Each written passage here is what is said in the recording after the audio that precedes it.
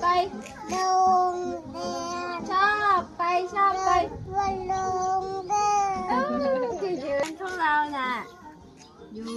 คุณครูใจดี คน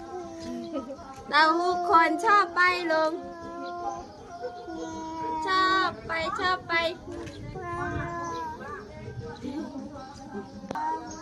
หนูจะไปโรงเรียน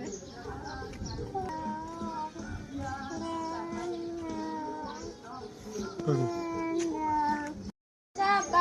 โรงเรียน ชอบไปวันโรงเรียน ที่ยืนของเราน่ะอยู่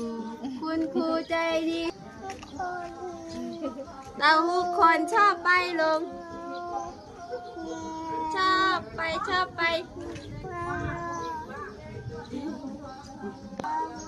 หนูจะไปโรงเรียน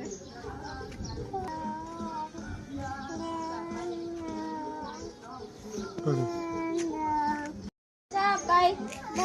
งเรียน ชอบไปวันโรงเรียน ที่ยืนของเราน่ะอยู่คุณครูใจดี คน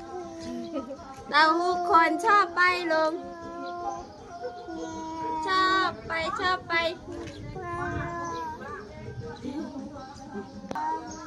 หนูจะไปโรงเรียน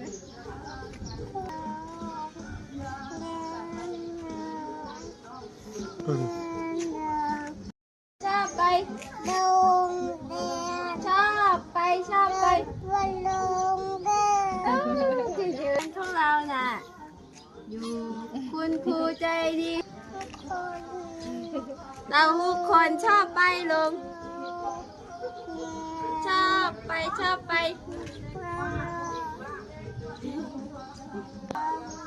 หนูจะไปโรงเรียน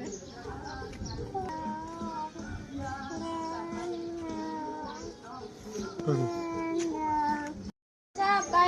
โรงเรียน ชอบไป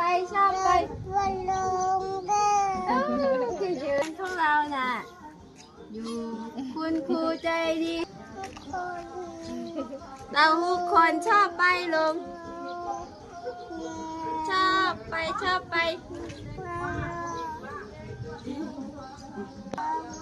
หนูจะไปโรงเรียน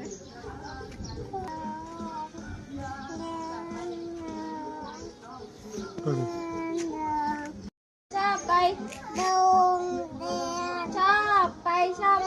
วันโรงเรียน ที่ยืนของเราน่ะอยู่คุณครูใจดี คน เราทุกคน